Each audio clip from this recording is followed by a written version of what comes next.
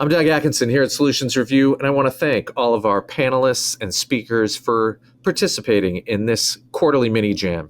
These events have been wildly successful for us, helping to drive over 1 million subscribers to our YouTube channel. And of course, we are continuing to build the always-on community site at insidejam.com, where you can connect with experts like you'll see today, along with colleagues and peers, and continue the conversation around enterprise technology. If you haven't already joined insidejam.com, please do.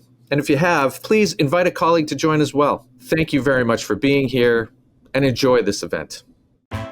Solutions Review presents the Inside Jam Expert Keynote. Hi everyone, Evan Kirstel here. Really excited for this chat today around thought leadership in the AI era. I'm a content creator, podcaster, TV show host, occasional analyst in the industry since the 1990s. So I am old, hopefully bringing you some experience and insight and wisdom to this topic on authority as the new currency. So my goal here is to give you not just philosophy, but some tips, some tricks, some strategies, tactics to make your reach and your content really fly in this new era of algorithmic social media, and to be impactful, both with humans first, but also with AI. And we'll talk more about that. Let's talk about context, and let's talk about the promise. First, a little bit of background on AI and people. We're going to be talking about the balancing act between the two in terms of the buyer and the audience here. Of course, everyone's familiar with LLMs and the answers that you get first. What's interesting to consider as we go down this route is that people verify later and AI answers first. That's going to be important as we continue. We're going to cover what to publish, how to publish in this new era, where, and how to package content effectively for reach and engagement and all the goodness that we are seeking in this new content-driven world. And we also want to ensure that people and models can not just find your content, but trust your work. Trust is fundamental in this new age, particularly when you talk about online content communication and collaboration. There's a fundamental new game being played. We've gone from reach to representation. And what I mean here is the old game, and I've been creating content online on social media for 20 years on LinkedIn and Twitter and Facebook and all the channels that you know and love and hate.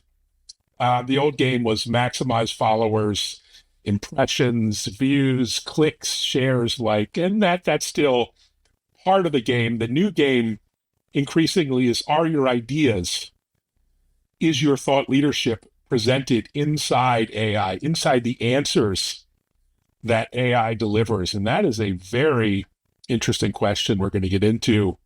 Reach is in front of people. I have 600 plus thousand social media followers, but representation is getting inside the answer that AI is increasingly delivering up. Really deep stuff here. So let's continue. The old joke is it's not who you know, it's not what you know, it's who knows you. And increasingly, it's not who knows you, it's what LLMs or what AI knows you. Does your work get cited not just by humans, by buyers, by thought leaders, by your audience, but does it get cited by models? And that will be increasingly a theme we're going to talk about again and again. And is your language, are your ideas, your frameworks, your point of view reflected back to you and to others who are leveraging these new AI tools? Pretty deep questions. As a tech content creator and influencer of sorts, there is an idea of stewardship and curation. I am, of course, creating content. I have a daily podcast. I have a daily online show, a YouTube channel, multi-channel. I'm on television with techimpact.tv that is broadcast to Fox Business and Bloomberg TV. But increasingly, it's not just about being a content curator. It's being a curator and a creator. It's surfacing ideas that moves the world forward in a much more collaborative way. So increasingly, it's not about you. It's about the ideas, the concepts you share and curate. And how do you do that? You have to do with clarity, with a kind of new structure that is multimodal. We'll talk about that. And with consistency, it's not just enough to show up once a week anymore, once a month, God forbid. You have to show up day in, day out to be indexed. Not an easy life. And the idea of thinking is important, believe it or not, to AI.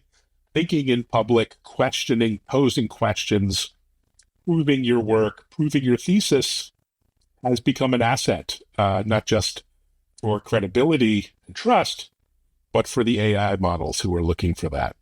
Let's talk about authority. Some people say I'm an authority on certain topics. What does authority mean in this new world of online content and AI?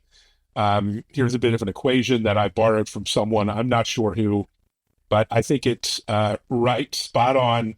It's point of view times proof, times presence, times proximity, times participation. We'll break down what that means in terms of being an authority. Point of view.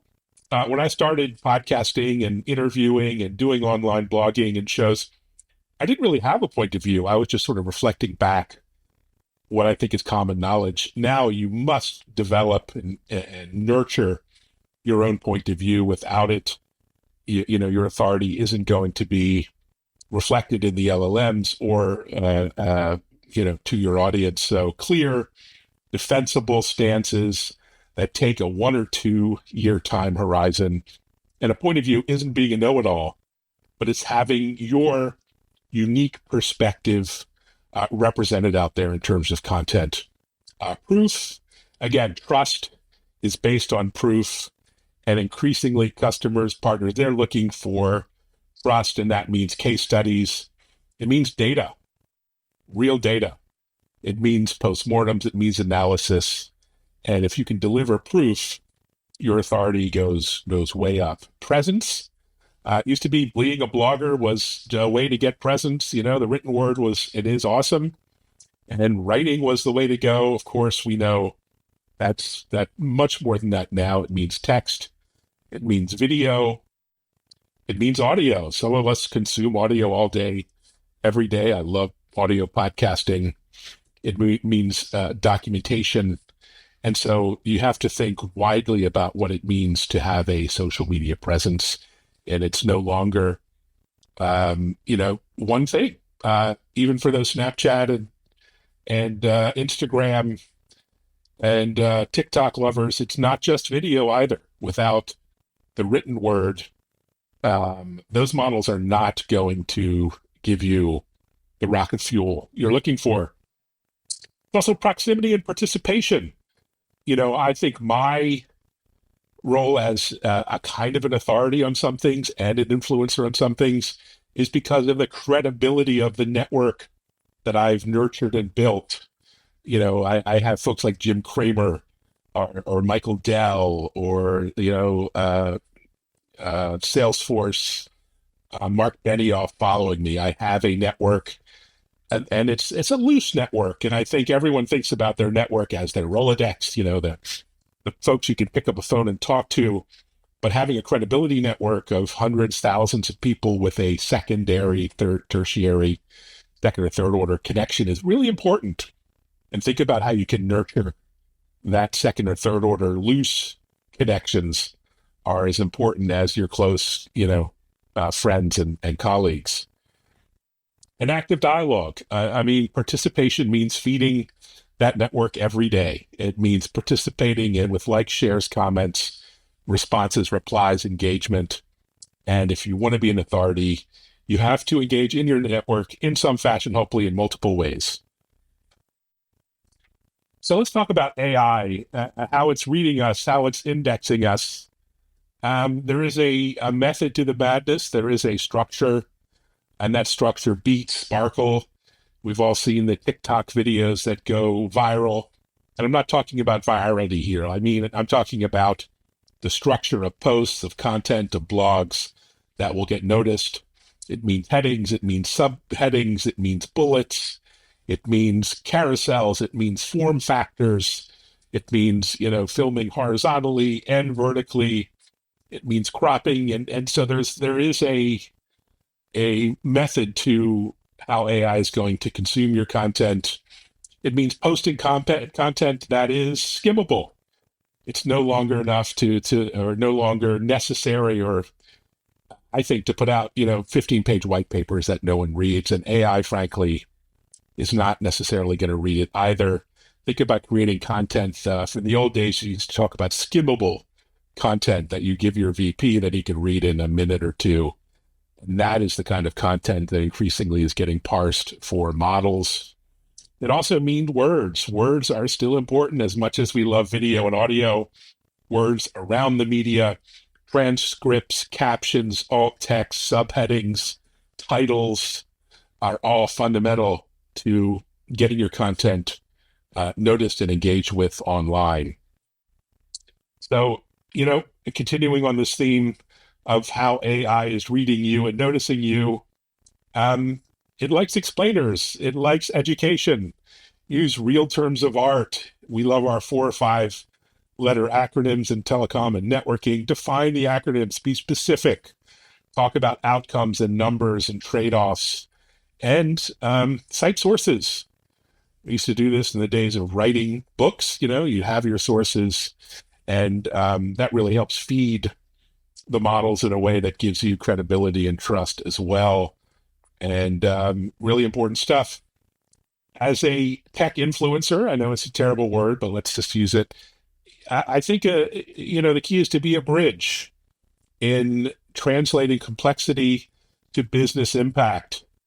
I'm a tech. I love geeking out as much as the next guy or gal, but for the purposes of AI models and reaching a broader B2B audience, you want to demystify without dumbing down. Again, you're not talking down, you're providing context.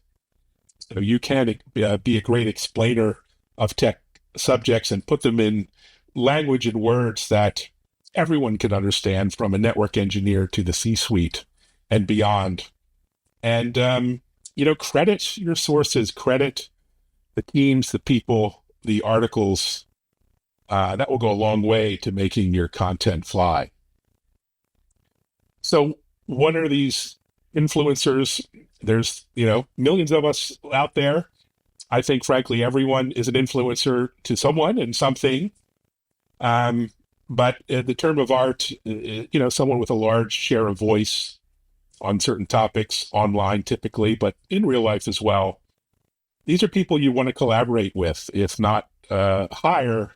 It's mean to get their attention, get them to notice, get their feedback, involve them in some way, whether it's in real life or online. And that doesn't mean paid campaigns, although I'll happily oblige there. It means, building rapport. And if, you're an early stage company, you can't afford to write checks to influencers. And I'm not talking about, Beyonce. I'm talking about, the many, many thousands of folks in our industry who have influential voices.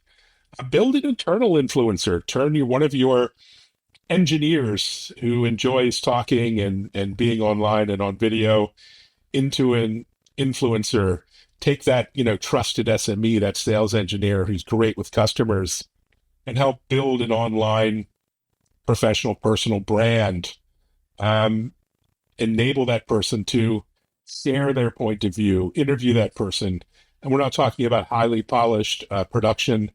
We're talking about just getting content out at scale. Give them editorial help on topics and really empower them as maybe a part of their job to consistently show up on platforms.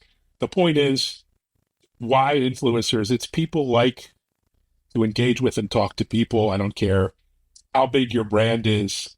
It's still a human-to-human world. When Mark Benioff at Salesforce says something, I take notice. When Salesforce says something, Probably not. It's just another brand activity. The same for a Satya Nadella at Microsoft or a Michael Dell at Dell. The human faces on those brands are way, way more important. And I think the human faces and voices in your organization are way more important than what the brand is putting out on a day-to-day basis. And actually, algorithms are probably going to agree. They recognize the humanity of online content, and that logos are largely, advertising. I really urge my clients to talk omni-channel, make it part of their strategy. It doesn't mean every channel, but it means many channels, multiple channels. Every platform has its place, social platforms, digital platforms. And, many of these are just ignored by brands because of certain beliefs that they don't work or I don't have time, including broadcast TV. I'm a TV show host now, and believe it or not, TV still matters. If you're a boomer or Gen X, you probably still watch Bloomberg, you probably watch Fox Business or other news or editorial channels. And if you want to reach that audience, it's good to show up. Facebook, something that I wrote off for many years, thinking, oh, this is for my mother or father. This isn't a platform that I need to invest in for B2B content. Not true. It's a tremendous distribution engine, including Instagram, billions of users, and ignore it at your own peril. Reddit, one of the biggest, if not the biggest site on the internet, is the top destination for AI to mine and find interesting and content to suck up into the engine. And, the best folks on Reddit are actually teaching, providing valuable insights, and content is scored and ranked. So tremendous community. And I could go on and on. YouTube, if you're not there, you're missing out on the second largest search engine in the world. Of course, Google owns YouTube is the first. So these should be fundamental parts of your content and marketing strategy. Let's talk about X, formerly known as Twitter, something written off by many of us, probably most of us in this chat. I think, again, at your own peril. I think there's a tremendous opportunity out there on X with a tight bio and a very crisp and engaging interactive handle. You can still generate a lot of interest with media, with journalists, with analysts, with bloggers. The AI community is super, engaged on X on the research side. And I would treat X as kind of a playground or a living laboratory to kind of practice different posts and blogs and articles, garner feedback, and then use it as a bit of a rocket fuel to kind of launch your other social platforms. LinkedIn, of course, we're all super obsessed with LinkedIn. Many of us, unfortunately, are still treating it like it was Rolodex for hiring, which it remains, but it is now, a media platform, and you need to treat it as a media platform. That means articles, that means newsletters, that means long form, that means short form video, that means live video streaming. And if you want to get into the hundreds of thousands of followers on LinkedIn, you have to leverage the media aspects of the platform, the characteristics, the features that Microsoft has doubled down on, things like creator mode, pin posts, featured content, visual capabilities and banners and background images, and really double down, and more so than your company profile, personal profiles. LinkedIn is really where the personal human profile shines. And if you're not getting your executives and your internal thought leaders to really focus on LinkedIn, you're missing a golden opportunity. And again, content formats are multiple here. It's not just about the traditional text post, fire and forget. Increasingly, the content that is flying on LinkedIn is around explainer carousels, text summaries with emojis, explainer videos, transcripts, case studies, ask me anything style, live conversations, polls, which are a tremendous way to engage your audience and something the algorithm on LinkedIn really loves. So think more creatively, more out of the box on LinkedIn, leverage groups. I have a 25,000 person newsletter on LinkedIn that gets, 50% open rate, something I would never get with my traditional email newsletter. So again, if you're on the brand side, you really need to go and research all the latest tips and tricks and features of the LinkedIn platform.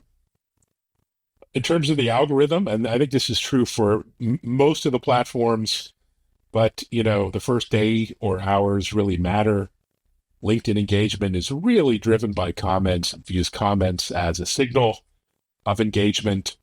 And if you're not a 5,000 person company and you're not going to get naturally hundreds of comments, you got to astroturf it. You got to put together a little core team that will go out and like and share and comment on each other's posts and give it that kind of rocket fuel to get going on the algorithm side. And that is how LinkedIn decides which posts it's going to test with a bigger audience and which are going to linger on the platform. So it's comments, it's reaction, it's feedback, replies over time, it's shares with commentary.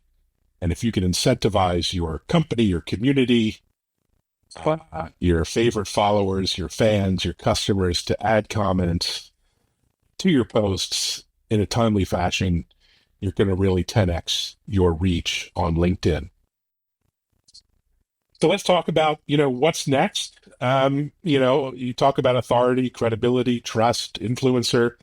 What can you do to kind of sprint a shortcut? I've been posting and discovering and learning for 20 years. You probably don't want to invest the next 20 years without results. What are the things you can do in 90 days to really 10x your reach and engagement, not just on LinkedIn, but, on social media in general? One is, again, point of view.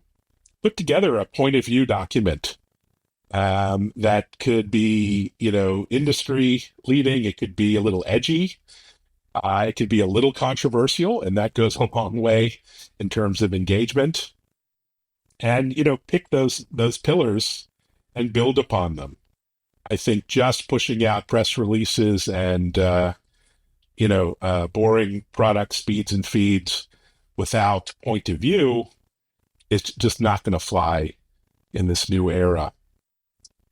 Think about your content as an asset that can be reused. So if I publish a piece of content on LinkedIn, I create a bit of an asset that can be used on LinkedIn, on Twitter, on YouTube, on Facebook, on Instagram, in text form, in video form, in image form. And it's those, micro assets that become really valuable. Because, again, one and done, it just will not fly in the new algorithmic era. And think about those proximity moments. Think about those moments where your team is getting together. Maybe you're at a client meeting. Maybe you're at an event. Maybe you're just in the audience at the event. But you're in a proximity of authority. You're in the proximity to people, and you want to take advantage of that and document that journey. Document those around you. People love case studies. People buy from people they trust and know. And so case studies, references, and doing, real Q&A, ask me anything style events gives you more authority than otherwise. And then, check your presence, check your authority. Ask ChatGPT about, does it know you? Does it know your products? Does it know your services? Ask all the LLMs, and there are increasingly many of them, and adjust.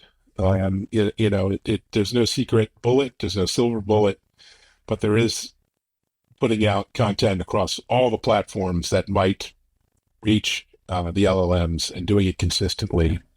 And as far as I can tell now, for me, for example, you can search me on OpenAI, ChatGPT, and I'm pretty sure it knows what I had for breakfast this morning, so I must be doing something right.